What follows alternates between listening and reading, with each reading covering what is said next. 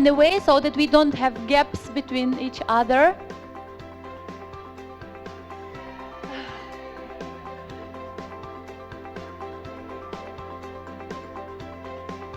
Great.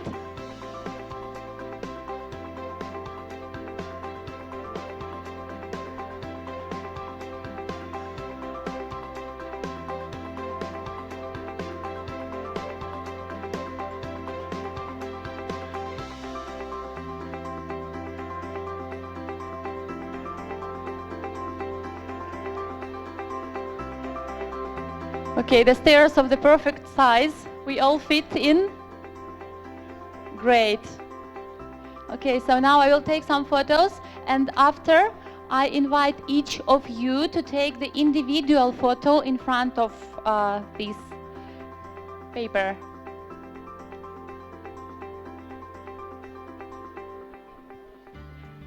Who else is remaining? You? Anyone left?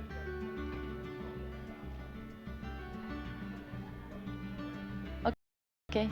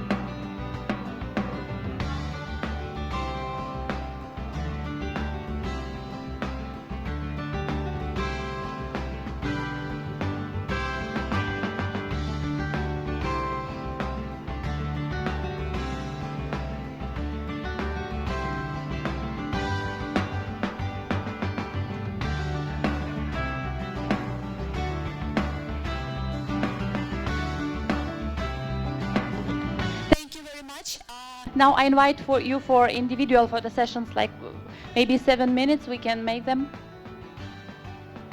one by one. Okay, sorry. No, we are starting now, and when we have a break, I will be waiting for you. Yeah, so the idea is that, okay, you can take your flag and maybe there, and she will take your photograph for each one of you individually. Thanks.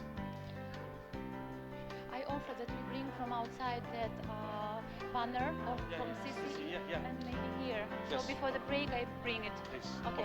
Thank you. Okay, so please be with this. Keep yourself safe.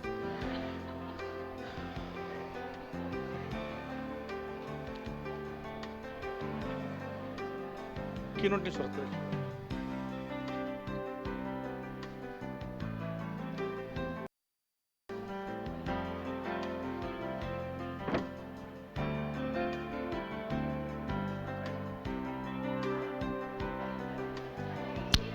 Thank you very much. I request everyone to please take a seat, and then we are about to begin the conference proceedings.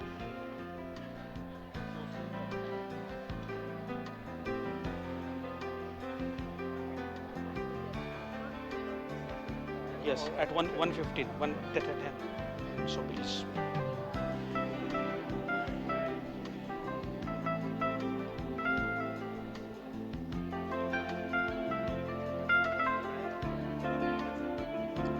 चलेगा continue रहने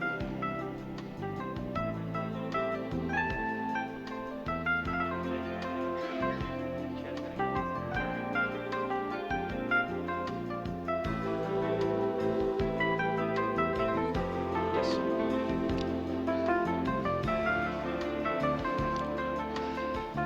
Thank you very much, everyone. I really appreciate your patience and time. So we are about to begin now. On behalf of Council for Creative Education Finland and my entire team here, I am Hiram Kulkarni, would like to welcome you all. We have already 2 days of our conference was on Monday and Tuesday. It was a pre-conference including school visits and workshops. And then you can see a lot of glimpses of that for the first 2 days. And then today in the morning we have one more school visits, and then we are now heading for the actual conference. So the 6th International Symposium and Conference on Creative Education for the conference proceedings will begin now. And for that we have few more nationalities and participants coming from different countries as well. So just to give a brief review what happened in last 2 days, and altogether we have altogether 21 nationalities present here as of today, and we have altogether 70 participants for including the conference and symposium altogether. The conference will proceed till Friday afternoon, and we have something interesting coming up which is called Creative 100. The event will start already today with the conference proceedings. So just for everyone, what is Creative 100? That's the most interesting thing. Shirin explained it on the first day, but for the newcomers, those who are joining now as a part of conference, we have received amazing abstracts about the conference papers. At the same time, we have something called as a creative classrooms, where the educator will present their actual classroom for 30 minutes, and there is a feedback or the comments for another 10 minutes, and the 45 minutes is an entire typical classroom we will be there. Then we have something which is related to that part as a part of the presentation. So these two things will be given some kind of a prize. So on Friday we will have a prize, and prize is that it's a 1 week trip to India for educational purpose, and which includes the air ticket, accommodation, transportation, everything is included under that. So we encourage that everybody will be able to participate in that. All the paper presentations and the creative classroom are part of those presentations. So I encourage everyone, and we have very interesting criteria for that, because you all are a participant for that Creative 100 as well, because out of so-called 100 points, we have 20 points for the live audience, so that we are going to use the technology for that. We have something called as Kahoot, where we are going to get a live feedback from each one of us. Then we have 20 points for the social sharing. So if you can hashtag CC Finland and hashtag Creative 100, so those many likes for individual abstracts or individual creative classroom will be counted as for 20 points. And 60 points will be judged by one of the eminent judge. Her name is Miss Dr. Rachel. She is coming from USA, Ball State University, and she will be reaching by today evening, and she will start judging the proceedings from tomorrow morning. So this is about the Creative 100 program, and we are really excited that everyone of us will participate here, and we would like to know more about that part. Now, I guess you can see the photos here, but what exactly behind those photos? I would like to invite Mr. Yuan here, and he will just give his reflection on the first 2 days for the audience who has been just arrived. Please, Mr. Yuan, thank you. Well, they chose me. Hello, my name is Juan Dominguez. I'm from Colombia. I'm an architect and lighting designer. I do teach, well, you probably ask how an architect and lighting designer is here. I do teach in university and undergraduate, actually. And then like one of my projects, one of my big projects that is coming actually is to be a light academy, also for graduates and for kids. So that's one of the reasons I'm here. They actually told me to kind of share the experience in these past 2 days It has been great, actually. I have enjoyed a lot. I have enjoyed working with you guys, being with you guys. But also, as part of the experience, is that yesterday, for example, we were visiting high school, and it was. Could probably say that I look on another things rather than just the educational or forms of doing things. Meaning, for example, the first thing that I went when I went into the space, I was looking at the space, the environment. How does the school design actually it is designed? How does people enjoy? How people interact? How well the kids interact? The students interact? The teachers interact? Whether the space is well designed or not. So for me, that's the way I see things in a different way, let's say, a different kind of thing. But then, of course, doing the interaction and the methodologies, they were actually great to each other. They were like there was like a very good symbiosis in terms of how they teach with the environment and space in where they teach and they learn. So that for me was awesome, it was great. I can kind of tell a comment that in my country there's a couple places designed in that way, but then the methodology is the traditional way. So there's no symbiosis, there's no kind of like a matching kind of way on understanding that feeling and how you should learn, how you be or free in a certain way. For example, yesterday when they asked me, when they asked us on how to, what do you think about it, and I said, my first words was, it is too much freedom. But then I kind of, let's say, kind of think my way back, and I say, well, the freedom is because then you have the space, then you have the methodology, you have all the different reasons and how to feel more comfortable on the study basis. And I think that's definitely quite great. Then today we went to primary. It was an amazing experience, actually. It was amazing. And then why amazing? Because definitely this freedom not only comes from high school, it will always come from the pre-primary and high school levels, as the kids they behave, they're not loudy, well, in our country they're loud, they just play around, they don't want to do things. And then here they'll just do their own self-aware of the assessment of how to do great in terms of education. I don't know. It was a great experience, definitely. My expectations are, I have some expectations, but they're like right here, like way up.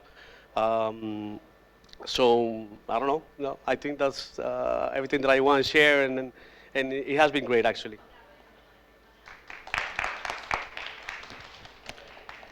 Thank you very much. I really appreciate this. Any quick comments from anyone so that would like to share something more about the first 2 days of experience? If not, then let's go ahead with the next part of the story. The basic objective of the conference is we have 3 words here and which are critical for all of us. It's a creativity, imagination, and technology. When we started working on the theme of this conference, we gave a thought for almost 2 to 3 months, because for the first 2 years, our conference was on the theme of the creative schools. Second one was the how to develop the creative minds. Then we have something called as a creativity as a togetherness. And then we thought that, okay, why not to broaden this part with the different aspects? And that's why we put this as a part of imagination. When we try to find always the word imagination in any of the curriculums across the globe, including Finnish curriculum, it always comes with the creativity as a part of that. Maybe that can be a point of dispute as well, because many times we have imagination but may not be connected with the creativity. And to bring these 2 things together, we have something now coming up with the new generation, which is a technology. So how these 3 things can be connected, that's the whole objective, and we would like to throw this question to the educators across the globe that what is your take on this? How do you perceive this? How do you think that, how the future will unfold? One of the example which I started on Monday was giving about this automated driverless cars. The automated driverless cars will not only require technology, it requires a lot of creativity, imagination, and the bottom of this should be ethics, moral values. Because as a human being, we can take call at the last moment, but we have to feed everything to the machine to make sure that the ethics and everything is a part of machine learning, which is very difficult. I don't know what will happen in the future, but that's the basic on which we are looking forward for this conference proceeding. So, tomorrow, from morning onwards, we have amazing presentations. We have paper presentations in the morning, then we have creative classrooms. In the afternoon, we have a surprise workshop. 2 workshops will be there parallelly. One workshop will concentrate on the using robotics. So we will build our robots here, and then we'll try to find how it unfolds. So my colleague, he is working in the field of robotics and STEM learning, so he will present that workshop. And then there is a second workshop which will parallel to that, which is open for all, and which involves the creativity and imagination from your perspective, how we can be able to take this forward, because we don't want to just do everything only for this conference as a part of the documentation, but we want to take really this forward for long-term development. So I really request you to participate in both the workshops as far as possible. And then on Friday, we have the another set of paper presentations, and then we will end our conference by Friday at 1 o'clock. A general introduction also about the tomorrow evening. We have, after our conference proceedings will be over, we will have quite a long day. We will relax in the evening just for networking here with some soft drinks and wine, so that we can enjoy some moments. And after that, we are going to head for the dinner. So I request everyone, those who would like to be part of dinner, please register yourself. Still it is open. The places for that will close by today evening. So because we have to give the numbers to the restaurant owner where we are going to book the place for us. So I request everyone to proceed with that part. So with this practicalities and information, the part of the technology which we had planned, for which we had altogether 6 different technological solutions which are working in the field of education from Finland. And one of them is Prodiac. So Rudy, hi Rudy, please come here. I'm waiting for you. Yeah. So Rudy Steiner from Prodiac, they have amazing solution on the automobile industry, on the how to use online learning for the automobile. So he would like to speak, he will speak. I request you to speak about that. All right. Thank you. Sorry, I was keeping busy doing business. I have to do it every now and then. But of course, I was already here on stage on Monday, and I met, I think, most of you, but I have a second opportunity to come here again. And then, as Herran was telling, actually, we are really also like a forerunner in the e-learning in Finland. Actually, we have been working with the e-learning since 2001. That's when we went online already. But actually, we are not supplying a platform. We have a platform, but actually our main business is doing the content.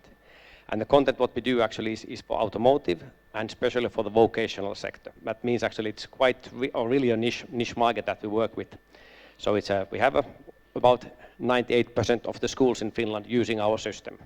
So we are missing 1 or 2 schools we are missing still, but they are on the way and coming. And more and more we are also now in the in the workshops and in the actual businesses that when they do the sort of like additional training or upgrade the knowledge of the workers, so then we are there. Actually, we do. Besides this business to business, we also sell actually to consumers, for the people who are actually interested in automotive technology. And we have sold to more than 30 countries already, in 6 different continents. We are still missing the South Pole, we are still missing, but all the other continents we have sold already. Actually,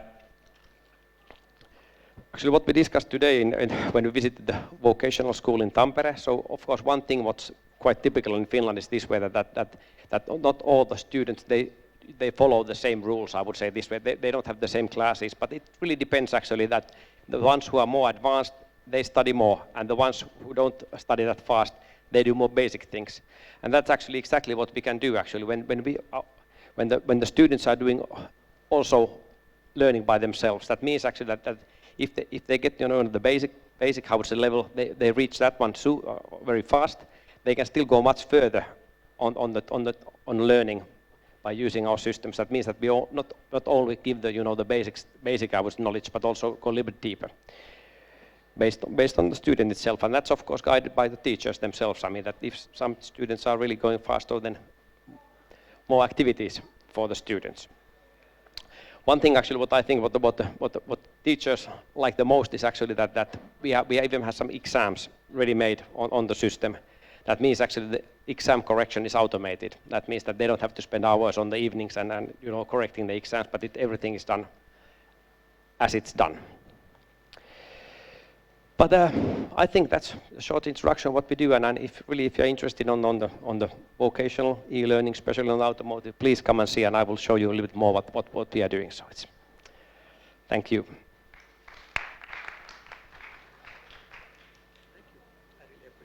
Thank you very much, Rudy, for this. And then we have the second organization which is working in the field of 360 degrees virtual reality. Please come, Vision.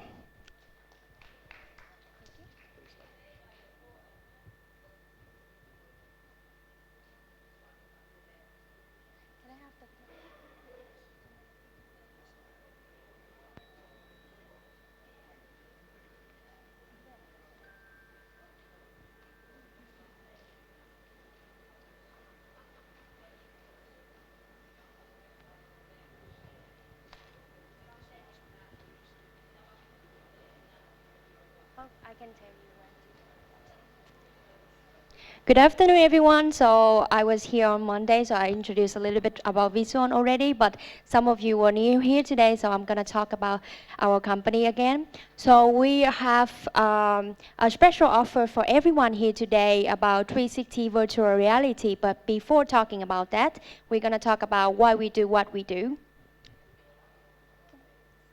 So we are focusing on industrial companies, so training for industrial company and higher education.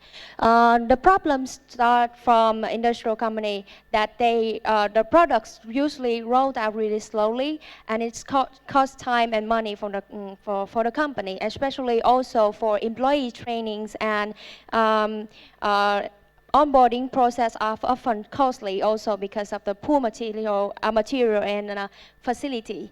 So every company is in Finland, especially facing these problems every day. And not to mention when it comes to the bigger challenges when employees and staff changing.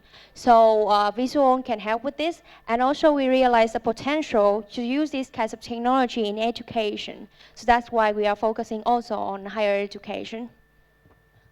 So what is Vision? Vision is 360 virtual reality content management system. So you can create 360 virtual reality content for teaching and training by using our platform. And a good news is that the platform is really easy to use. So you don't have to be like a VR technology specialist to use our platform. So this is how it looks like. This is a platform where you interact with, and the content would be 360 photographic, and there are active point system where you can add information on there. And with Vision, the learning will be more interactive and like immersive experience for the student. So the benefit of using our platform is really clear. The first of all, it's really easy to use. Everyone can use it, no matter what kind of level of teacher you are in. You can also use it pretty easy, and then it can also be for company, HR manager, whoever who want to use it. And secondly, we have the excellent tool and supporting environment for our clients, educators, and teachers to help them to create immersive and inspiring content for them. So we have your back on data management, content creation, and also our strength is data analytics, so we are able to measure the learning experience of the user who are using our platform. So the learning analytics can be used to measure the impact of your content, and you can change and create adjustment based on that. Not yet. And last but not least, our platform is compatible with all devices, smart devices, touchscreens, or browser, different kinds of browser. So it's really easy to use and light. And thanks to our customer who have trusted us in the beginning of the company. And one of our clients is Keynote. They are the second biggest Finnish company, and they are using our platform. They are going to have a talk about visual and the benefits of using our service in an event HRX in Helsinki this month. And please follow our social media and website to catch up with what they are thinking from the customer's perspective. And we are SaaS service, means software as a service for so we have different kinds of pricing packages for you. And also we have done so many projects for our customer to fulfill different kinds of needs. Also, yeah, that is about this one. Please contact me, and we have a stand there, so please visit us to see what is the virtual reality experience looks like and how you can use it and what is the real benefit for each of your cases. So please welcome there and get in touch. And especially we have really special offer for everyone who register for our account within this event. So please come and see what it's like. Thank you.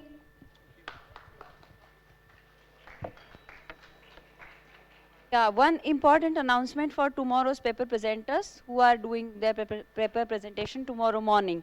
So please see me before you leave today, okay, after all the event. Okay, thank you.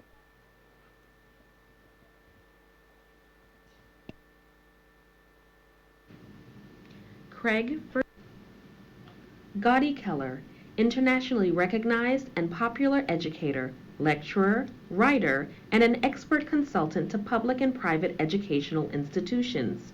Known as the world's best storyteller, he taught children and adolescents in Waldorf schools for more than 18 years, worked as a teacher in the Rudolf Steiner University College in Oslo and elsewhere in Europe for over a decade. Gadi Keller is also a lecturer in the training for Waldorf teachers and educators in Ljubljana, where he has been inspiring the future teachers and educators for more than 7 years. His remarkable ear for concerns of young people has led him to counseling for the young who have dropped out of school and are looking for their place in society. So I request Godi to start the keynote address for the conference. Thank you. Please welcome. Thank you. Can you hear me? Just to make it clear, I am not the world's best storyteller, because no one is. Maybe your grandmother is the world's best storyteller for you. So, big words. Thank you for the invitation. Very brave to invite me here. You have courage, Shirin and Heram, because I have my own view on what is creativity, and I want to give you some insight in that. I got an interesting question in the beginning. How can you talk 2 hours or 1 hour or 1 hour and a half without PowerPoint and still catch the attention? And then I thought, how can you do it with a PowerPoint to catch the attention?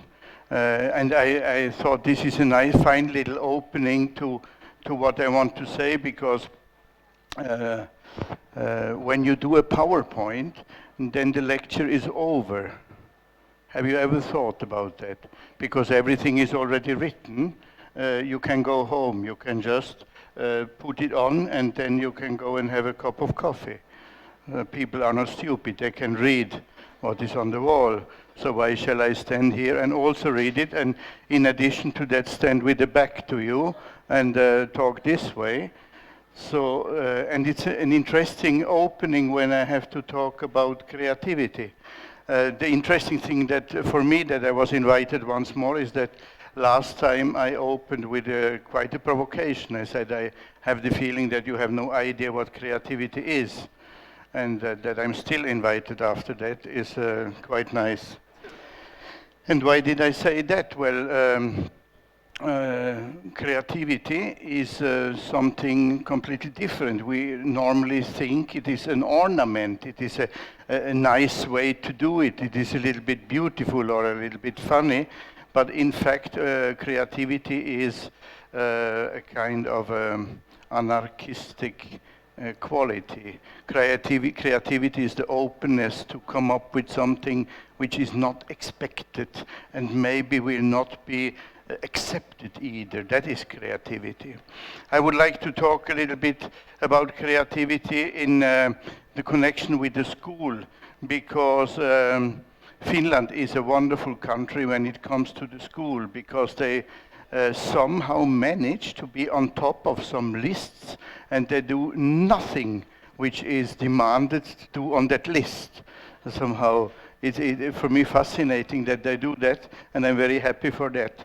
Look, we have a kind of a paradigm in school which is so that what we really appreciate in our schools is the intellectual outcome.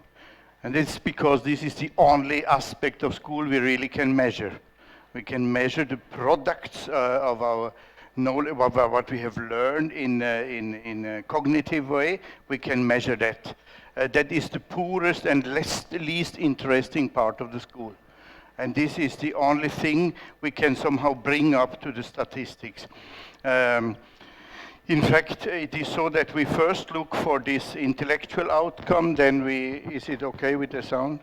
For the intellectual outcome, and then we look for the diligence, we look for the servility, we look for all these formative things that the children do as they are told. And then we hope and do some conferences later after, we hope that after that there will be some creativity left, and some initiative, and some passion. And I work so very much with European youngsters, I can tell you mostly nothing is left after that. Because the pressure and the stress with the system is so big that there is no more joy, no more enthusiasm. You get a kind of an elite, those which manage it, and you get a lot of people which drop out. I happen to work with those which are not succeeding, which have dropped out. They are all, I can tell you a secret, they are all very wonderful people. Very gifted and very, very nice, but they did somehow not cope with the system.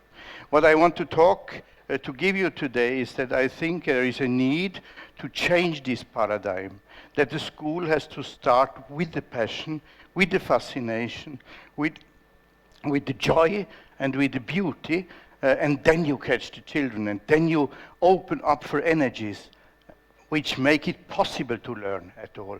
And then there has to be the creativity, there has to be a big space for initiative, and then we can look for the outcome. The outcome is, so to say, the least thing. I would like to demonstrate you a learning process in general, how it works. And that is, of course, because I'm a grandfather, and I know how my small grandchildren are learning. And they surprise me again and again, because did you ever know that the most complicated things in life we learn before we are 4 years old? Have you thought about that? The mother tongue, I don't know all your mother tongues, but the mother tongue is one of the most complicated and difficult structures a human being ever learns. And the children do that long before they can think, long before they can reflect. So the learning in its best is something completely different than the intellectual understanding. Just to make this point very clear. Probably you are all academics. I'm sorry for that. for you, because for you the intellectual thing is so important. For me, I'm only a grandfather, it's not so important. I can see how fast I learn. I have lived in Norway since I was 19 years old. That means I've lived in Norway for 46 years. 46 years.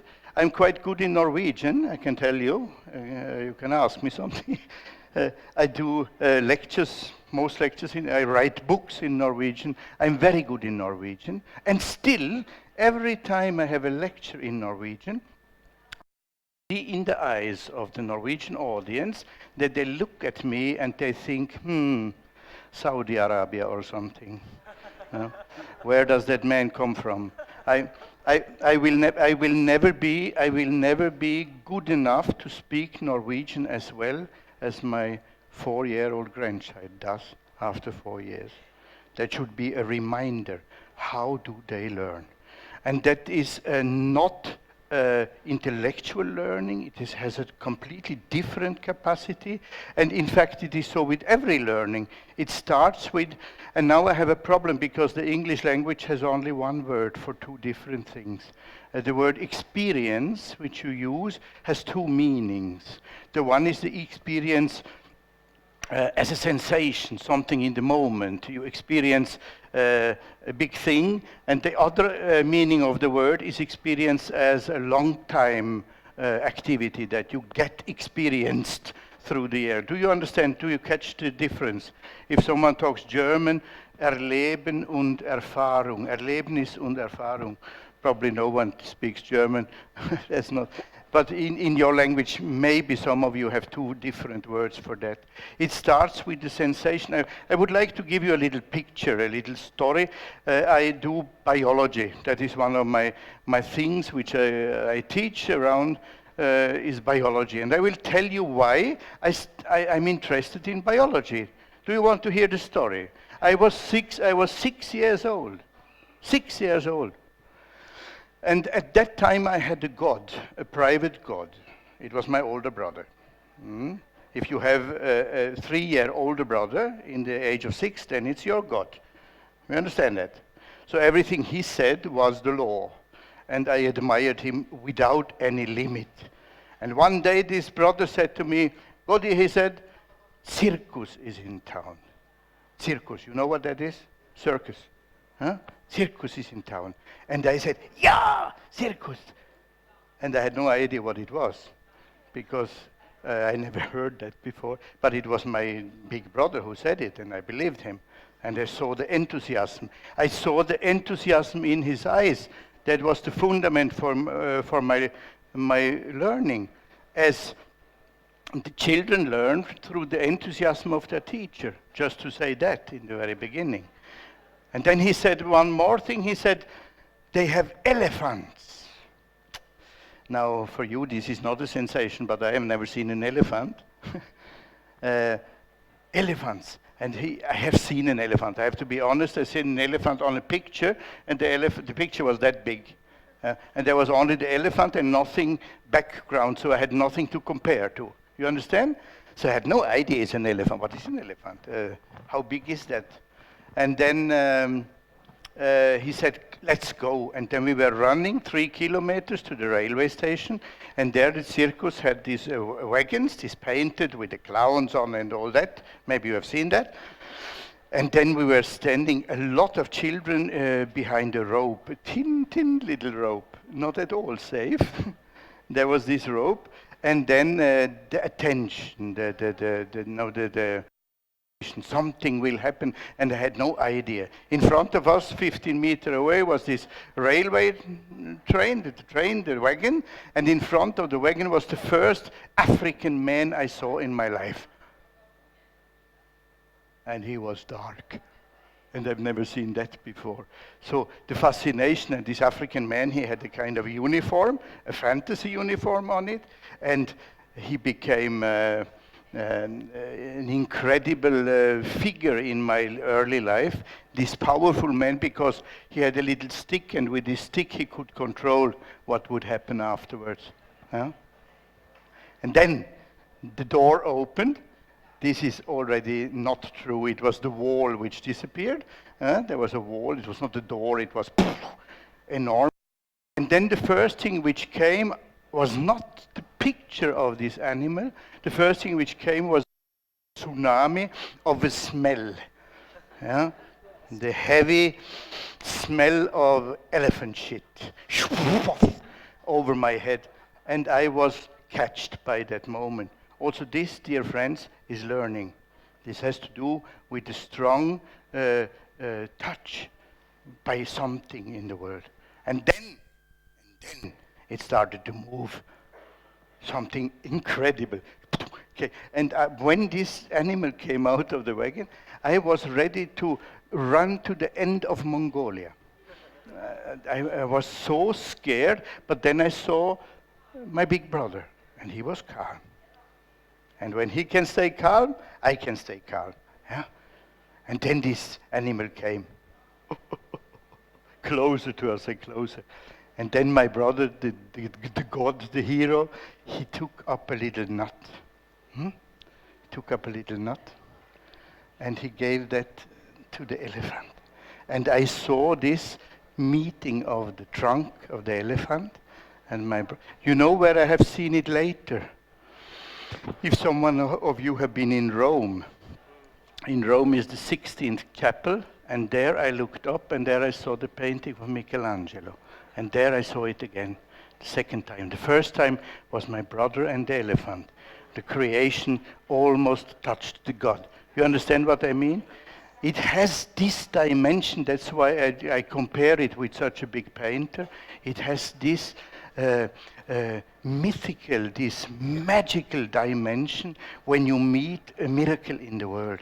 That is the most important part of the learning. You understand what I mean? That this part, the experience, the first experience comes, and then there is a long, long period of time where you have to train. Every child does that.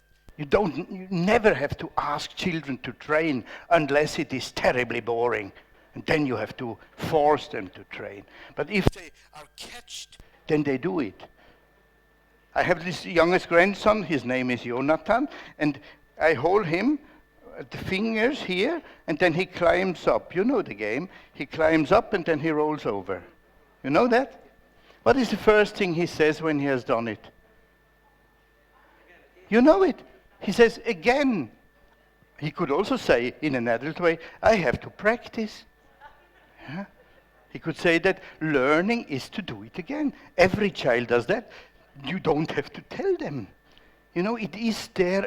If you work on the very important part, which is, so to say, the first experience, the meeting with the world. And then, after a long, long time, in the end, there is the concept. There is the clear understanding, the words you can put on something, and this you can measure. The tragedy in the school is that we only look at this last part. And more of all this long, long time of experiencing, of doing, of smelling, of being in the colors, of music and all that disappears more and more. From country to country. I just came from Croatia. In Croatia they have a new school reform. They call that somehow closer to life. And it's pure sarcasm. There's nothing closer to life. Less arts, less movement, less joy, more of the dry stuff. And then they try to make it a little bit more funny with the computers. Now then it sounds funny if they can do it on a screen. One of the reasons why I do not use the computer is because when I talk to you, I look in your eyes. When I talk to you, then we have a contact. When I talk to you directly, then there is a certain dialogue in the room. You understand what I mean? There's a certain life in it. And I want to tell you about the problem we have increasingly in Europe. Here they have some technical problems. We have all our problems. It's okay now? I want to tell you about something which I don't know how that is in the countries where you came from. You have to judge yourself. But in Europe, and I think in the Western world, we have an increasing problem which is growing very fast. In Norway, I heard now that they had every 5 years they do a kind of a research on the well-being of students. And what came up this time was that every third student in Norway feels deeply alone, feels lonely. And now this is interesting, because the numbers I got from Croatia, the same thing I saw in the Baltic countries. I was in Estonia some weeks ago. We have a growing misery in the inner life of our young adult people. Loneliness. Now the interesting thing is, it does not matter whether it is a country with low employment and little money, or it is a rich country like Norway, which has everything. It does not at all matter. So the reason is somewhere else. And I want to tell you where the reason is. The reason is in this lack of life. This lack of life already in early childhood. That these children are not anymore allowed to fall in love with this world. I was this summer, as I always do, around from country to lecture, and then I had a friend, and he was driving me on these small roads in Europe. Very beautiful, everywhere. Do you know what we cannot see anymore in this continent? I don't know how this is in the American continent, in North America, but you cannot see children. You cannot see the children. Where are they? Where are the children? Do you know where they are? Where are they? Yeah, either they are in front of a screen, or they are in an organized activity, where some adults had the ideas.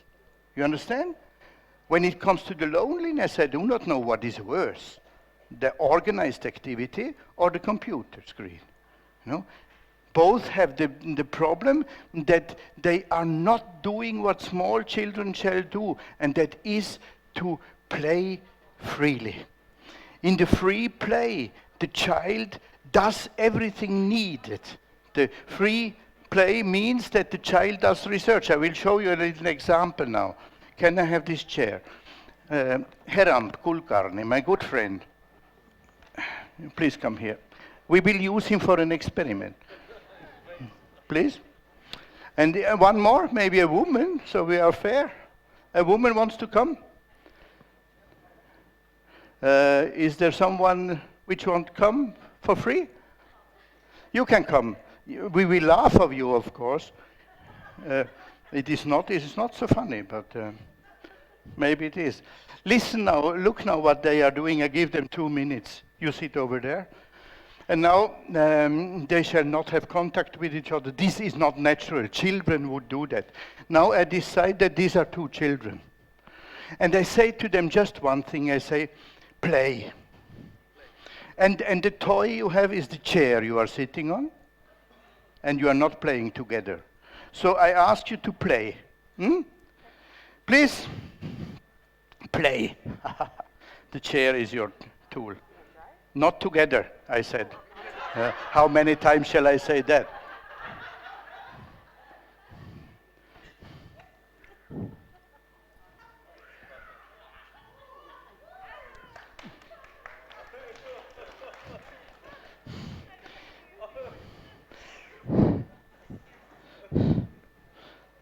Oh, no, no.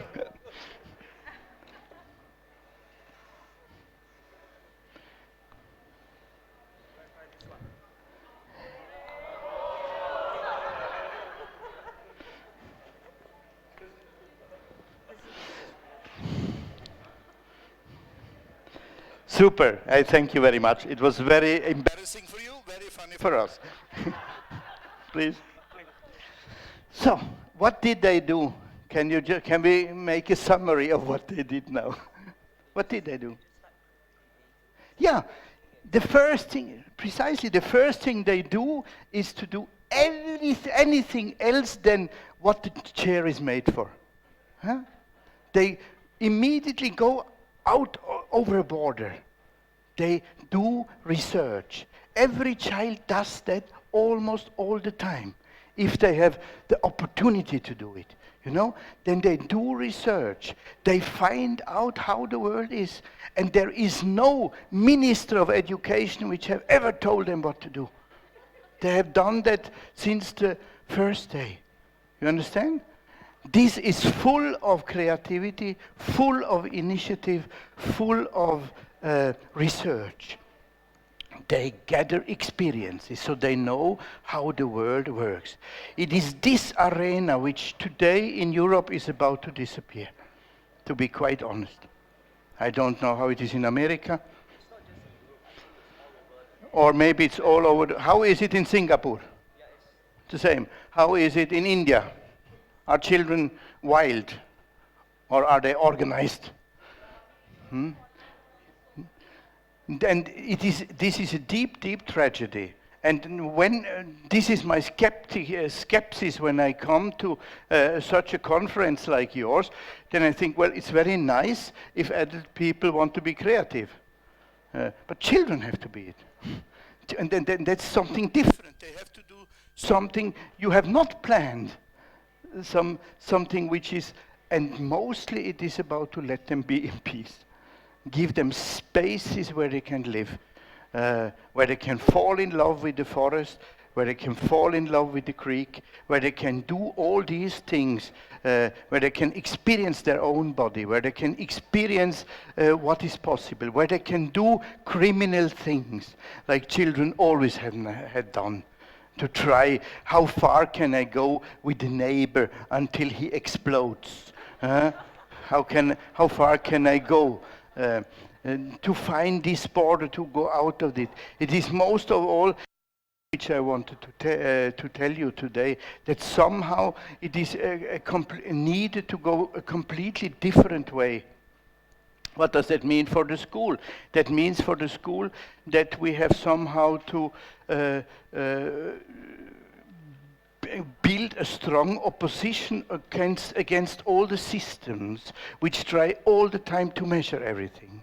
That is the wonderful thing with what I have seen in Finnish schools, is that they have the courage not to measure these children the first 9 years of school, that they have the courage to play more and to teach less.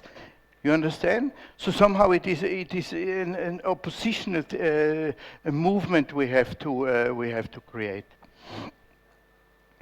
Is it provocative? Is it provocating you? Do you throw me out soon? Or can I stay a bit more?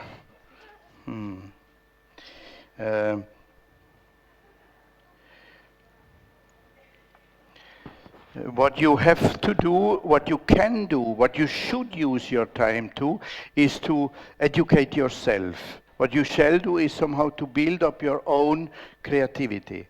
I have learned that because I am, as a grandfather, I am very strict in not mixing up in the education of my grandchildren, because I let, in a European way, I let my grandchildren, my children educate their own children. I do not mess up with that. But it's interesting when you are a grandfather and you see somehow how it works and then how to involve. I want to describe you a little scene. One of my grandchildren, a girl, is sitting, 3 years old, sitting in front of the TV. Yeah. Have you seen the face of a person which is looking TV? How do they look? Have you seen it? It's the closest we come a zombie. Something is completely empty in our face. You can turn, next time you look with the family, just turn around and look at them. You will hardly recognize them. And they sit there. And why that? Because all the activity is gone. It's outside you. Entertainment comes from holding up something which cannot stand on their own feet. That's the opposite of being active. That is, so to say, you understand? I also like that on Friday evenings when I'm tired sometimes to sit down and take out the air. And then the rest is cola chips and some blah, blah. The programs in television are even so well done that they even tell you where to laugh sometimes. Have you heard that? It's super stupid. I mean, this is mega stupid that they laugh at because when it's not funny, you can just laugh when they laugh, so it's okay. You understand? And then I saw this little girl looking there, empty face, and I saw also, with my observation, that the pictures are too fast for her. The change of pictures are always too fast. And this is also a way to kill our mind. It's just everything goes too fast. Yeah, and what shall I do now? That's the interesting thing. I can, of course, now ask her to change behavior, but I will not. I thought, first I have to change behavior. How can I do that? I tell you what I did. It was an attempt, maybe not a success. I took a woolen blanket and threw it over my head. Now I was gone. And I thought it would be interesting. It was not interesting at all. Nothing happened. And so I was just under my blanket. And then I said loudly, I wonder whether someone visits me in my new house today. Tuk, tuk, tuk, tuk, tuk. Now she came in. Hello, I said, is it you? Do you want a piece of chocolate cake? I said. And then we had this imaginative chocolate cake. We were eating both. This part of the story took 20 seconds, then she was out again, because there was something interesting on television. And I was there alone again. No success. And then I said, a new day. I wonder whether someone comes today too. And she was there again. And so we went on, and she went out again. And on the 6th day, dear friends, on the 6th day, I must say, on the 6th day, I said to her, you again. And then I suggested, shall we look television? And then she said, yes, and we turned around, and there was a pillow in the sofa, and I turned on the pillow in the sofa. And then we looked, and she looked. and then I said, oh, have you seen? And she said, what? And from now on, I made first a TV program, and then very soon she took over, and she made the TV program. And from that moment, the TV outside had no more chance. Do you understand what I mean? Often the problem is that we have to start to live. We have to start to play. We have to start to bring up the curiosity. Curiosity, one of the main energies in the human learning is the curiosity. And to be honest, one of the most efficient killers of curiosity is the school. The school is master in killing curiosity. Why that? Well, the school all the time gives the answers. And the answers are not so very interesting, are they? Much more interesting are the questions. And how do we have a school where they come up with questions? How do we raise the children so there are new questions? You know, this is the very core of creativity. The school has two tasks, and you have to define for yourself on which side you are. The one task the school has is to adapt children to a given world, to make them successful in a given system.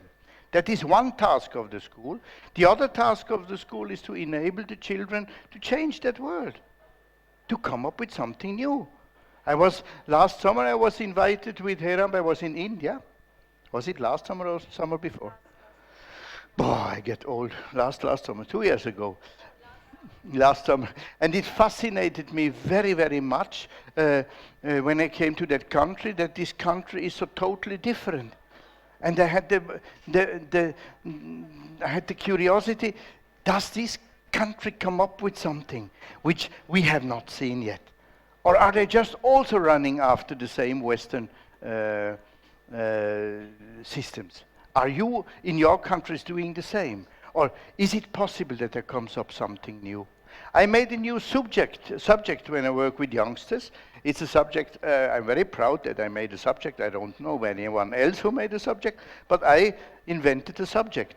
And some schools, they ask me to come and work with that. And that is a subject, the title is Things We Don't Know. Super. And I start with the youngsters and say, tell me something we don't know. And then it's always very silent in the beginning, because they think, what is that, school or what? Well, tell me, what do we not know? And then and then slowly they come. And what are the first things they come with? What do you think are the first things they say? Can you imagine? creative friends. What is the first thing they say we don't know? Which comes from very deep. Yeah, sorry? Yeah, this is already very philosophic and very good. We don't know ourselves. More suggestions. What do you think they come up with?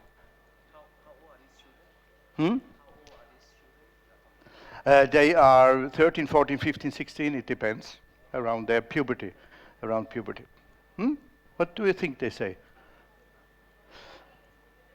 Yeah, how big is the universe? Or even, what is outside the universe?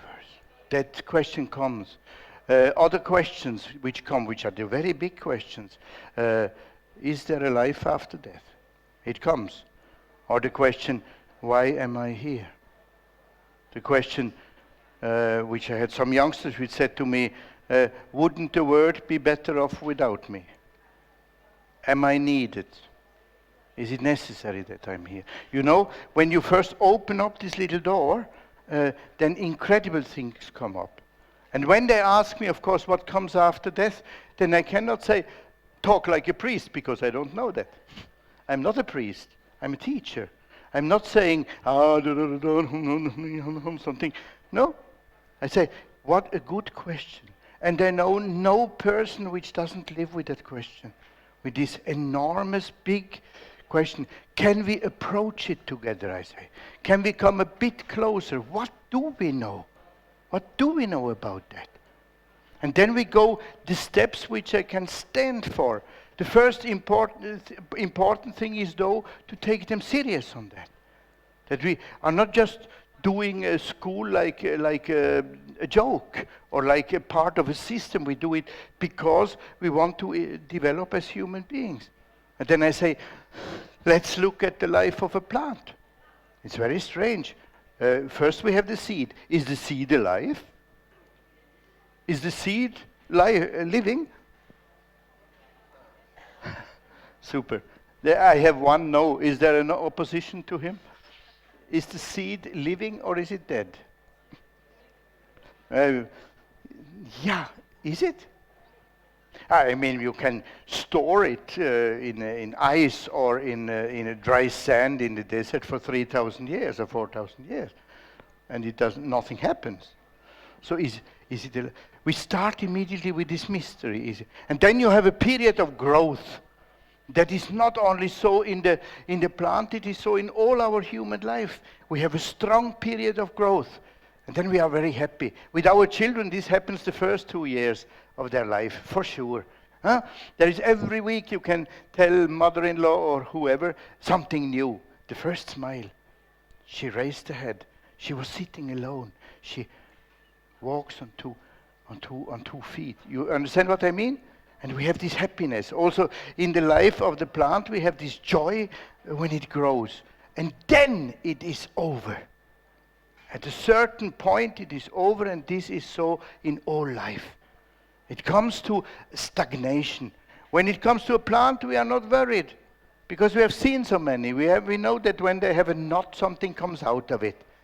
With human beings, we get very nervous when it happens. And there is a certain anatomy of that life crisis, which I talk with them about, because their question comes from a life crisis. Their question comes of it's an existential question. Why am I here? And then I tell them some examples. A little Swedish boy I know, for example. He was 3 years old. He had everything what he needed to live. He had Mama and Papa. And Lego. That was mainly what he needed for being happy. And then after 3 years, hell came into his life. He went into a major crisis. He got a little sister. That was the thing, you know. He was so deeply depressed. That was so difficult for him. It is for some children not difficult at all. For some it is difficult. For some it's a catastrophe. For him it was a little bit a catastrophe. You know, he didn't know how to deal with that new situation. Now you can say he was jealous, but that is very superficial. He understood something much more important. He understood that something is over. Something is over and will never come back. That's the phenomenon of the life crisis. That is when we understand that this paradise is over. Huh? Or it happened to a friend of mine which was 57, a European story. I could not tell that in India. I think they would not understand it. He was 57 years old, a happy man, wonderful family, 2 daughters, they were already adults. And then now he looked forward to these wonderful years together with a woman he loves. Then she went away with another man, with another man. That's the part I could not tell in India, because they don't do that. But she went away with another, and now he reacted like this 3-year-old. He was suddenly, it was over, he could not understand anything. Or these youngsters I have, 22 years old, unemployed. One 22-year-old boy stood there came to our project. Can I be with your project? I said, of course you can. You look quite nice. You have a nose in the middle of the face. Be welcome. So we have no criteria. If they want to come, they come. And then he said the wrong sentence. He said, I want to tell you what I have done the last 3 years. Then I said, I don't want to know what you have done the last 3 years. I have enough problems myself. Keep your problem for yourself. And by the way, I said, for me, you are very fine as you are. So we don't look back. We look at the future. That's how life is. What is back is not important. But I want to tell you what I've done. And he was pushy, and in the end he told. He told me that he has been at home now 3 years playing computer games every night. 8 hours. And why did he tell me that? Why should I know that? Do you have any explanation why he told me that? Why should I know that? Well, he wanted my pity. He wanted me to say, oh, computer games, oh. I did not. I said, cool, super. 8 hours computer game every night. Part of life. What have you done in daytime? They said, well, one has to sleep. Oh, super life, I said. Huh? Computer in the night, sleeping in the... And who made the food and the laundry and all this? Mama. Okay, I said, now you told me the perfect life. And I can tell you, because now I throw you out, you will not be in our project. And I tell you, when your mother in 35 years will die, or in 40 years, then you can go to the social office and they will give you money. So there is the door. I have nothing to do with you. And then he was terribly shocked. Why do you throw me out? And I said, because you tell me the most perfect life. I know people that have worked 40 years to come so far as you are now. So, please go home. There are other people waiting outside. I have no time for you.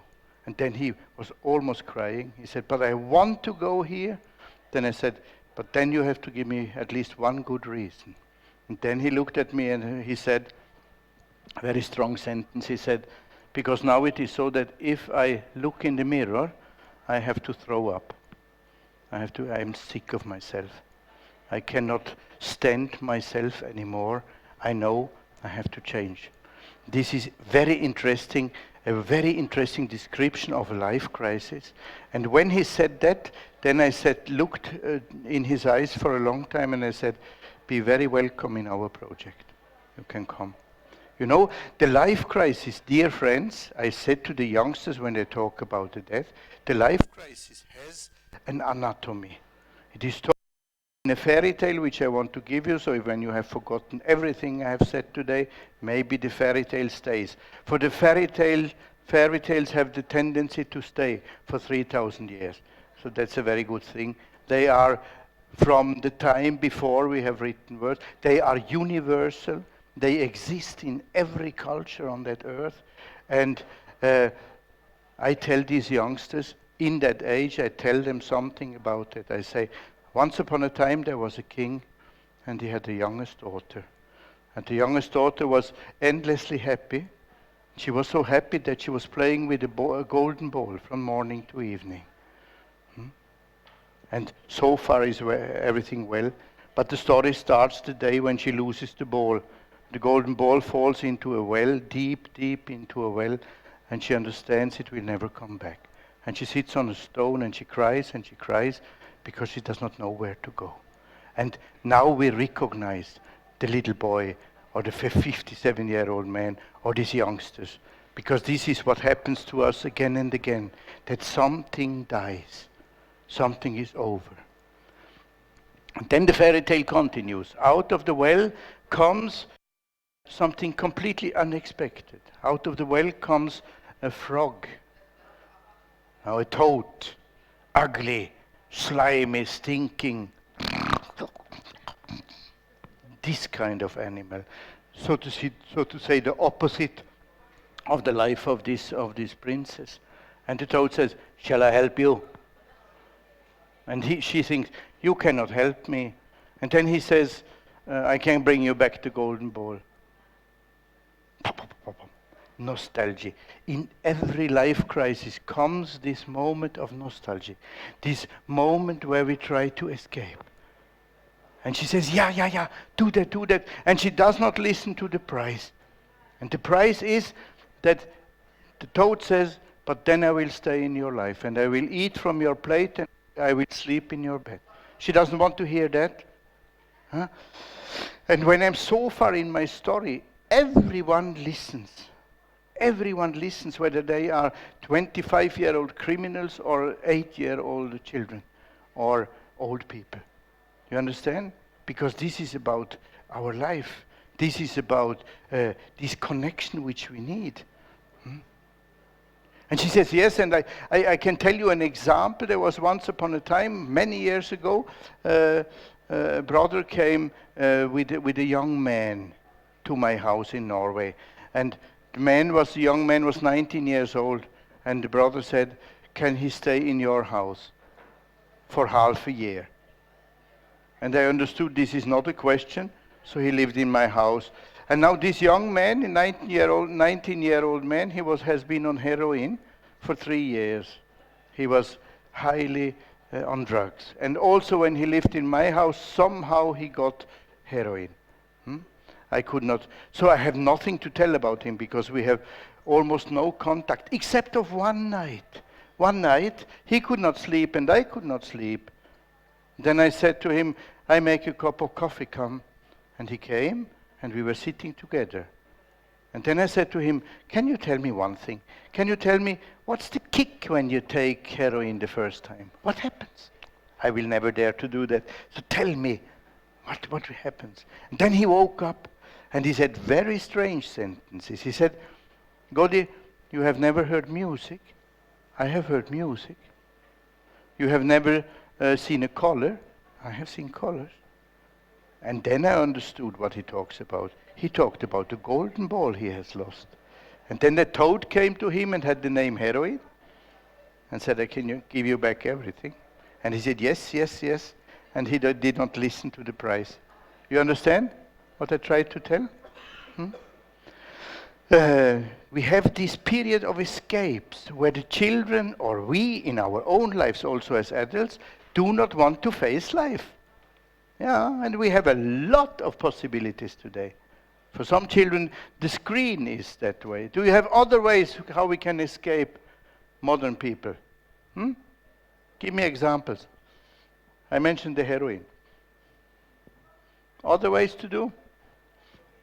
Video games, mobile phone, alcohol, the king of the West. Yeah, somehow incredibly accepted. And it is about escaping reality. It is about finding a space where we are not here.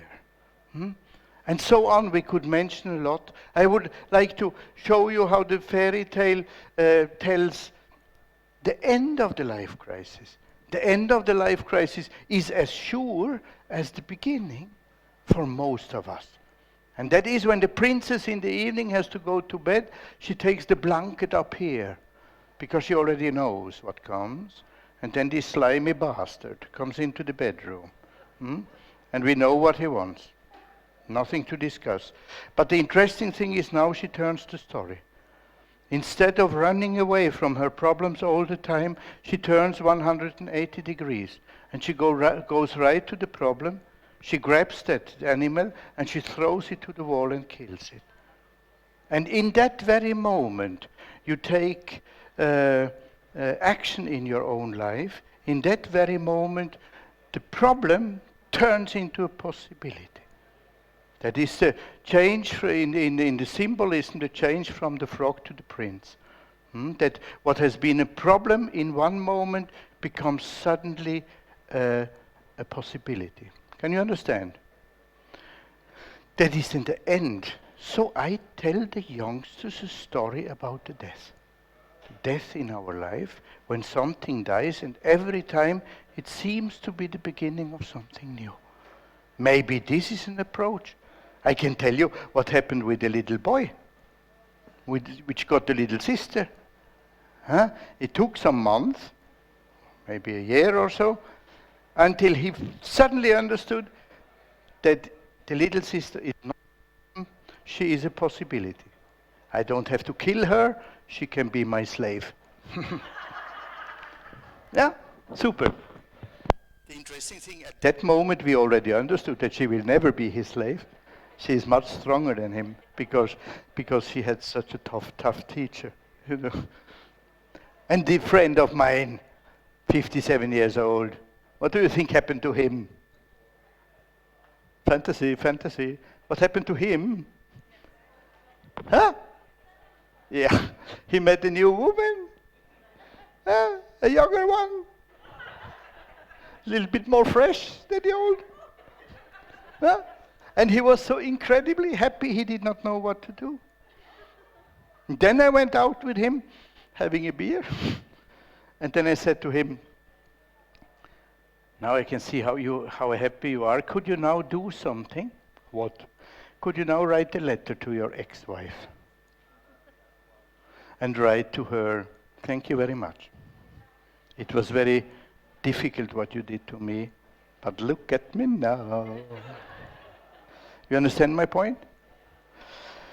In this description, which comes from the question from the youngsters, to go to approach these deep things in life, is to connect them to life, is to give them the courage to go on and to create. Because what comes in the moment of possibilities is that you have to use the possibilities, that you have to go on with them. Through that you need energies. You need somehow a fundus which you need to build up in your early life. So this is mainly what I wanted to tell you today. Let the children be children. Do not mess too much around with them, whether with this project or with another project. It is somehow something very natural to develop fantasy. I would like to stop now and to open up for some questions and comments, hopefully. Is that possible, Herr Amb, Generaldirektor, Herr Amb? Yeah? So thank you for me, and then if you have questions, please. Thank you. Please. Thank you. Thank you, Godi, for sharing with us your stories and also your perspective on how you think children should be led to be children and all. So I come from a country where I grew up playing in the playground. My father, I grew up with my grandmother, so she wasn't like disciplining me or asking me I got to go home by what time. So everything was very free and very unstructured. So these days, like in Europe, my country has become a place where when I walk past like basketball courts, there are fewer people playing there compared to my time and all, because most of them are either on their mobile or they are doing some structured activity. So I know you're an advocate of unstructured free play. Yeah. So my question to you is, how can we meaning like as educators, if we want children to have free play, then there's no need for us to be around. There's no need for us to have like so many educators, right, in the world. So how can we value add to children that realm to explore and to be children, but at the meantime we enhance those experience? Is there any intentional thing we can do? First of all, thank you. First of all, what you have to do is to take up, to discuss this issue, especially with the parents. I work a lot with parents and with teachers, but mostly with parents, because parents, they are afraid. They have the fear that their child will not succeed. So they put a lot of pressure on the school, and with the help of the measuring systems, they make the teachers less creative, less joyful, less lifeful, so to say. So one of the most important partners in my work are the parents, again and again. And because the area of free play is not in the school mainly. The area of free play is at home, is in the neighborhood, is somewhere there. But what is important for me is that you as teachers know that you know you have to work on that. And then you have to give space in the school for experiences. There are a lot of good pedagogical ways to do it. I have myself worked a lot, and partly I still work sometimes with Waldorfers. And in Waldorf, this is a recognized learning strategy that the children have to experience long before they understand. Somehow that we give space for that. This belongs, in my view, not only to Waldorf pedagogy, it belongs to every good pedagogy, that we give the children space to experience. And not only in contexts which we have defined already. You know, where you just have to, so to say, to fill the colors into a drawing which already is made, you know, this, which are not very creative things. The other thing I want to mention is, of course, and there it might happen that I get some enemies in that room, but the other thing is we need the human contact. We need the direct human contact, as little technology as possible, I would say. The technology, I said to Shirin and Heram earlier today, technology is super. For example, I can help it with the youngsters to get easy access to facta, to knowledge, to facts. So I can use my time to teach context and to do it, to do all the humanistic work I have to do. You know, in that sense, technology is super, but not in itself as an instrument. The technology defines very much what you can do and what you cannot do. Also, even if the program is quite advanced, it is still the program which defines what you can do and what you cannot do. This is a much bigger problem than we think. A doctor in medicine in Norway, he said to me, one of the main problems in medical research is that it has to fit the computer. We are not asking questions which the computer cannot process. I never thought about that. A completely new view about all this, what is in between. When I said to the academics that I am a little bit skeptical, then it is because I mainly think, and I stand for that pedagogy is not at all a science. For me, this is a misunderstanding. Pedagogy is an art. And this is simply because the variety of children is so big. I mean, this famous John Hattie, which made one of the biggest projects I have heard about. I don't know how many 100,000 children were. Do you know the number? There are a lot of studies behind his work, but my grandchildren were not there. And yours were not there. I have been teacher for soon half a century. I still have not met twice the same child. I still have not met twice the same relation between parents and children, between teachers and children, and so on. It is a field where we all the time do the best. And to ask to work for that, this is a main condition, is important. Can I say something more about that? Because I was twice invited by the Association of Norwegian Lawyers. That's the same situation. I was very surprised when they invited me once more. Because the first time I said, dear lawyers, we have nothing in common. You live in another world. I live in a pedagogical landscape. You live in the world of laws and rules, which is important. The society needs you. We need laws, and the laws have to be strict. There is something which is legal and something which is illegal, you know? There cannot be anything in between, because when it is not clear, then a society has a tendency to be corrupt. So we need you. But in pedagogy, I can tell you, it never works. Then I told them from the wonderful time when I was teacher in class 1. Wonderful, the only time in my life where I was taller than my pupils. So I like that very much. What is to laugh about that? I mean, and then I was very strict. I've always been a strict teacher. My moustache was black in the beginning, and you never mess up with a black moustache, I tell you. Children know that. So there was a certain order in the room. You still have a black moustache. I would never. So I had laws and rules. Something was forbidden. It was, for example, forbidden to curse. Certain taboo words which should not be in the classroom. You have the same, probably, huh? It's not so. And in Norwegian, it's one word which you cannot say. I can say it here, no one understands it, so it's not bad. It's the word fan. You cannot say fan. This is, you know, and then one day I told the lawyers, one day I wrote at the blackboard and I heard the voice of the little boy.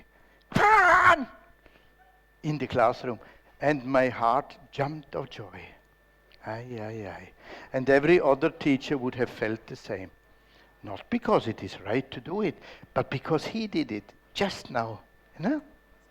He was a little boy which everyone pushed him around, and I felt he has the energy to put himself into respect, if you know what I mean. And then he did it. And I did not turn around so the class should not see my smile. Now the lawyers, from the viewpoint of the lawyers, this is this is, so to say, destroying the morality. This is not at all true. I can tell you precisely what happened. I told the lawyers what happened in the classroom, because everyone understood very well what happened. They are not stupid just because they are 7 years. They understood very well what happened. But none of the children misunderstood the situation. There was none of the children which thought, oh, now it's allowed. Not at all. Not for him and not for them. Because there is a difference between the law and the feeling for justice. You understand that? The feeling for justice has to do with what Hiram Kulkarni called ethics. It is what we have slowly to educate in the children by being a role model from situation to situation. You do that much more often than you think. This is the work we have to do. The lawyer cannot understand that. For the lawyer, it's either law, legal or illegal. You understand? And we are all the time in this. What the lawyer is doing, they do moralism. And then moralism. And we should not have any moralism in pedagogy. Also, this is a way how to work with the children so there is life in the classroom. Yeah. Other question?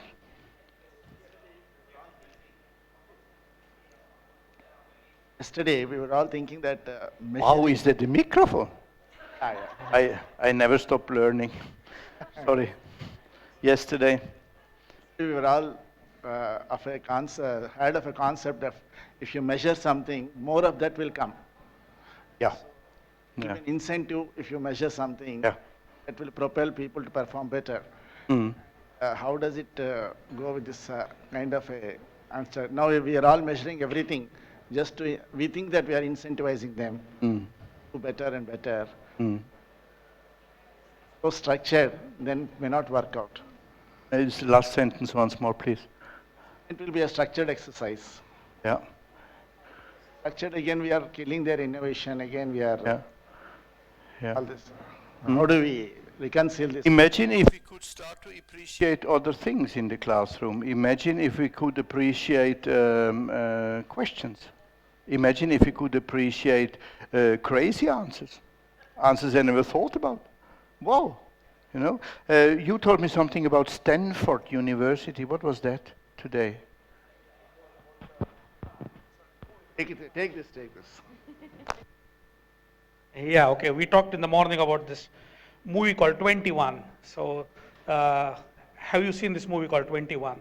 The movie 21 was the name, yeah? Yes, the movie 21 tells is that nowadays in most of the universities in USA, they don't check the grades.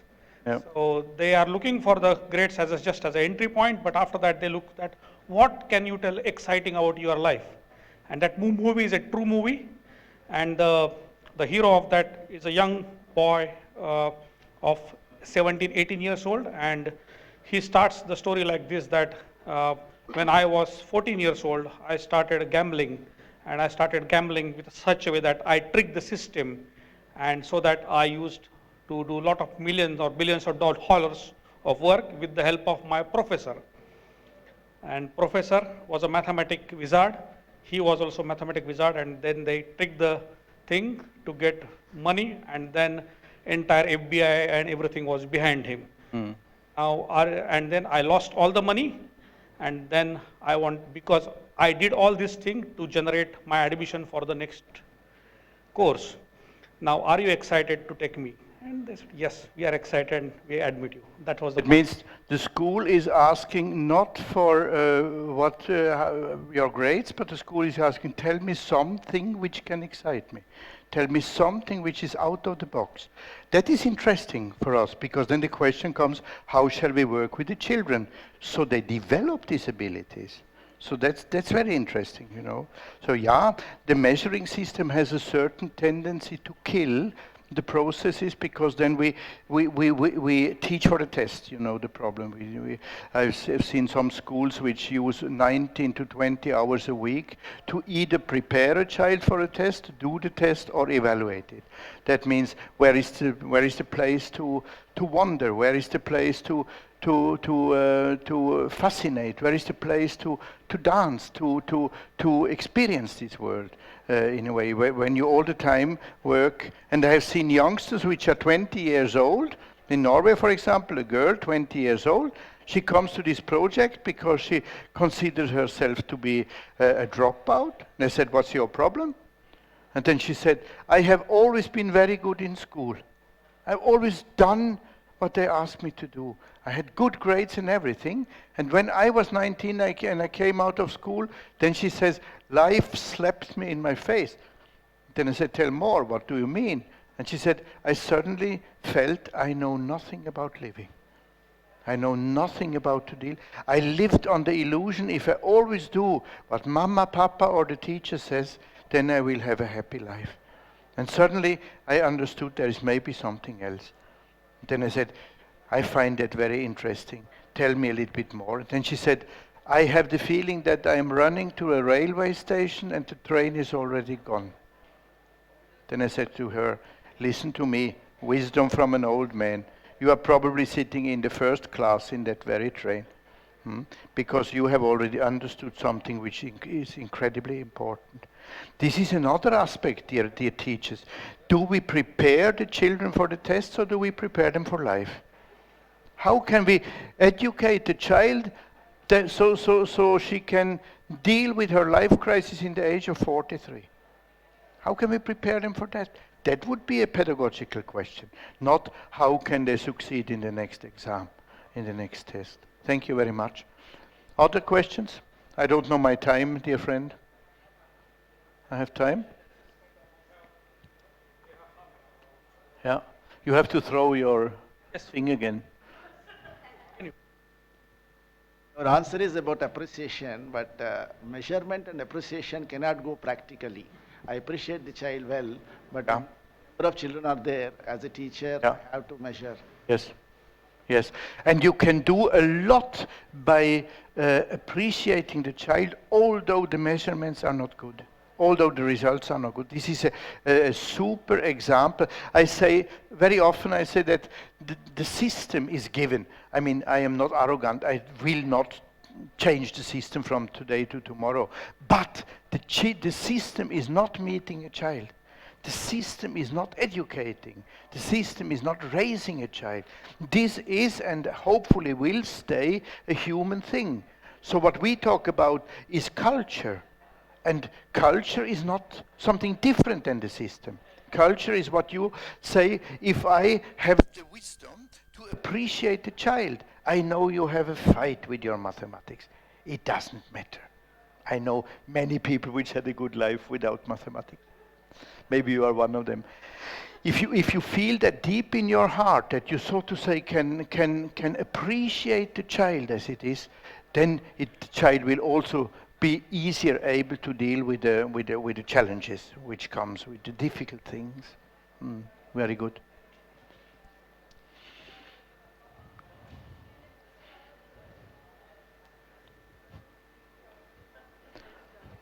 I have to entertain you with a belly dance now. More questions?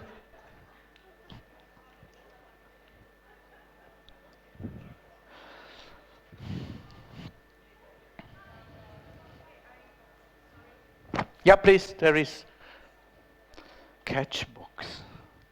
Gosh. I think this is not a question, but it's a request. Yeah. I liked the way you brought in the fairy tale about the golden ball, and you kind of showed, the parallelity between the struggles that we have and how we go about. Can you tell us another fairy tale story? 650,000, I don't know how many. No, there are. What I try to do, though, is that I wanted to say something about a dimension in teaching which I work very much for, and that is that we touch the children, that the world touches the children, that we do not stay all the time in this intellectual, and that is easiest to do with a fairy tale, I can tell you. Because what comes up when I work with the youngsters about their questions is that very soon we have the feeling in the room, we know almost nothing. Or to put it another way, we live in an incredible miracle. We are all on this globe in an enormous speed, moving through a space we don't know what is, and we'll have a life and we have no idea what life is. And this feeling that we live in this miracle and that there is a deep, deep meaning in it, the meaningfulness of this life, this is this touch we have to give them. Otherwise, I think these future generations are almost lost. If they feel that's what these youngsters feel when they come and say, "Don't you think the world would be better off without me?" I have a personal belief, and my personal belief is that every child is gifted. That is the basis of my work. Without that, I stop teaching. And the other thing is that we need every one of them. They are all needed, and this is the thing which we have to repair. In a practical way, they are not linked to life anymore. In many countries, in the Western countries, a child is more or less useless, more or less not needed, and they feel that. I had an old professor in criminology in Norway, which died 2 years ago, an old man, and he was working. He said, children have to work. And this is not about profit or cheap salaries or something. It is about the feeling that they are needed, that they are in the world, not as a kind of a pets for the parents, a kind of luxury things, which has to be spoiled every Christmas and every now and then. But they have to be here and they are needed.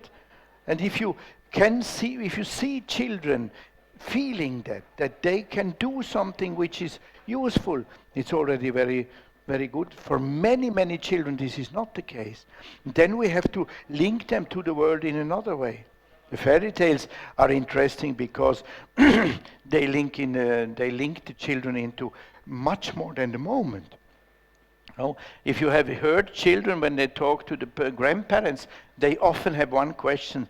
They ask, grandmother, tell from when you were a little girl. Tell from that time. And that is a mythological, wise question, because it means, where do I come from? Do I belong to something? Am I in a stream? And only if these children feel that they are in this long stream, then we have a hope that they will change the world. When it comes to this talk about environment things, it's terrible. Terrible what they do. It's so intellectual. They meet the children with all this already when they are very young, that they have to take care of this earth. Well, we have not managed to do it. We have maybe destroyed it, and now we put it on the children. And say, you have to do it, you have to repair it. And I say there is no child which will take care of the river if they not have played there before, first. If they not first are falling in love with the world. And when they are falling in love with the world, they will take care of that. If they want to take care of the world or their culture. I have time for a start. I had a very strange meeting in Riga, in Latvia for some years ago. I did some work there, and then they asked me, do you want to give an interview with some paper? And I said, yeah, of course, my picture in the newspaper is always nice. And then they said, yeah, it's not sure you would like it, because this woman, the journalist, is very aggressive, especially to alternative pedagogues. She hates them.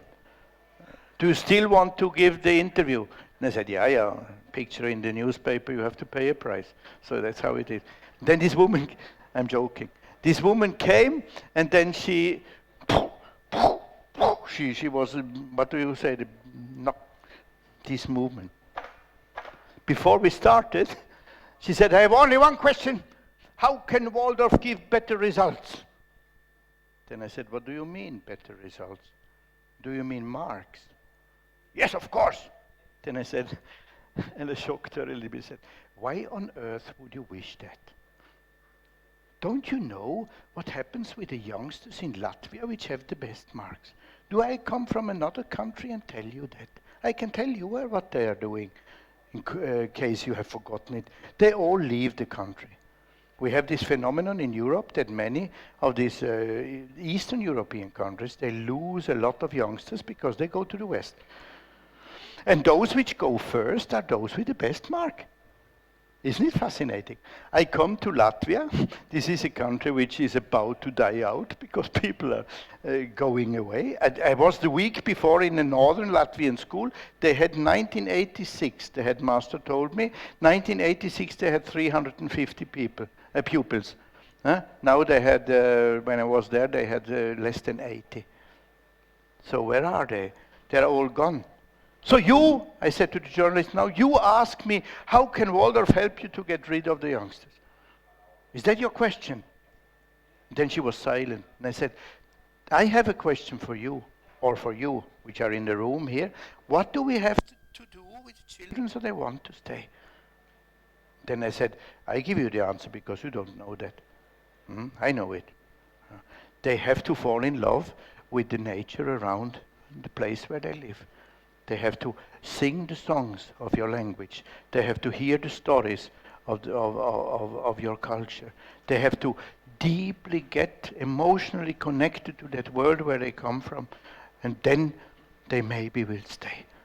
And then she wrote a very good article about it. It's very nice. You understand the point? That we have to change the perspective on it. Thank you. Excellent. Thank you. Thank you. If no one have question, then I have question for you. Okay. In the last conference, which was the 4th Symposium on Creative Education, you made a revealing points and you challenged us. And one of the challenge which was that the creativity is a chaos. Creativity is a process, or the creativity has a value. So what is your take on this part? Is it a contradiction? Yes. So yes. Okay. So that's the thing. Is it a chaos, process, value? You have to. It is all the time in every of these creative moments. There has to be a certain chaos, you know. And that's the interesting thing. How do new ideas come up? Mostly out of a chaos. Mostly out of something very stormy. If you have structured everything in an office, then it's structured. It's there. If you make a mess and make a big pile of papers, maybe you find suddenly 2 papers which, a new thing comes up. Yeah, that is the big challenge for the school. Can we create such rooms? can we, for example, in natural science, go with the children to a phenomenon and then look what they find? Take their findings.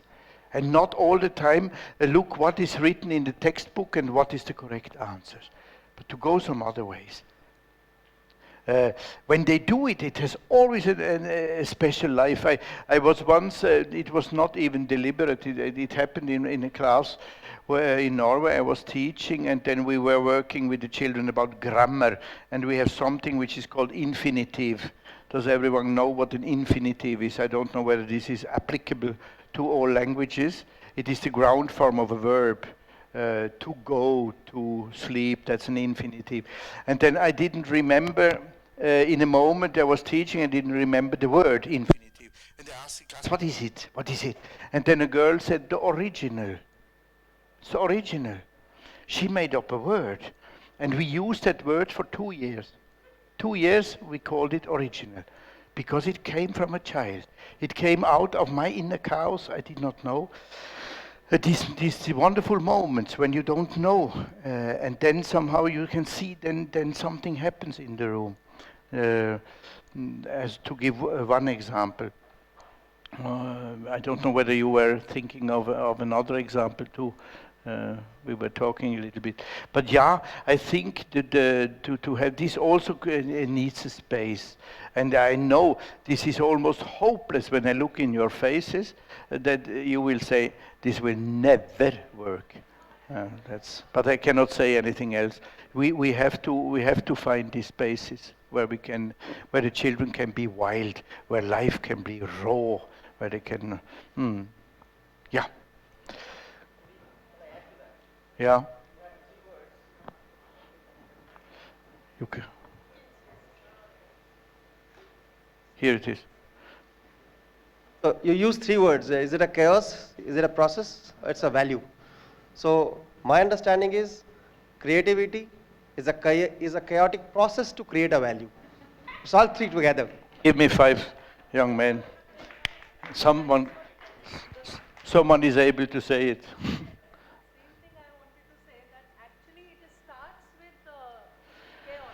Proceeds with the process. Yeah. Then the entire thing becomes so valuable. Yes. That's an amazing and a wonderful process one can go through. It's an experience which one has to experience oneself. And you have no guarantee. That is the problem. You have no guarantee that something comes out. You know, this is the problem in our time with all the control systems, is that we want to have guarantees, we want to be sure, we have no more trust in this life. And that is, so to say, the main work I do is that I work for a culture of trust when there is a growing culture of fear, where we all the time want to control everything, and you cannot. Maybe a last little story from Estonia, here the neighbor country where I was, and then I had a lecture for 200 school people, school psychologists, all kinds of professionals in that field. And then before I had my lecture, they came to me and said that they are very sorry because this was a kind of a public house, and in the room beside our lecture, in the room beside there was a wedding ongoing at the same time I had my lecture, and the walls were not so thick, so they were afraid that I would be disturbed by the music. And that was a wonderful opening of a lecture. I went up to the stage to the it was wonderful, and then I could see all the people were so touched. You know, you could see in their eyes memories of wonder of better days, or hopes for better days, or certain one or the other disappointment. You had everything there. But then I just got this wonderful opening in my lecture because it was about trust and fear, and I said, isn't it nice to listen to that music and to think those people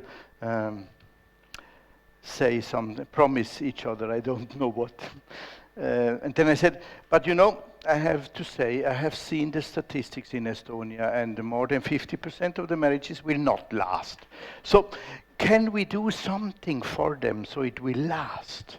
Could we do? We are all specialists in human relations, so maybe we could do something. And then I said, and I had an idea. I thought we could make a form, a quality control form for married people. Then Estonians started to laugh. It's not so easy to make Estonians laugh, I can say. No? And then I said, yeah, you can have certain, you know, how is the partner, every second month you put in marks, you know, how is the partner in the garage, in the kitchen, in the bed, in the shaitam, you know, you give them some marks. You can do that every second month, and if the summa is a little bit low, then they get a free consultation at the family counselor, you know, somehow, or something. And then they laughed all together, and they said, of course we laugh, because this is utmost stupid. Because we all know if married people start to control each other, it's over, you know. If they shall succeed to live together the rest of their life, they need a lot of the opposite. They need trust and trust and trust. And you know, trust is not an easy exercise. Trust is a difficult exercise, because trust is to open for that the other one can change in a direction you don't want, in another direction. Often we confuse trust with loyalty. Loyalty is something different. Loyalty is that you expect that the other one does what you agreed upon once upon a time. Trust is different. Trust is to stay, to give the other the space. That is important for partners in adult life, even much, much more important for children. Good? That's enough for today, I think. Well, absolutely magical. Thank you. Thank you very much.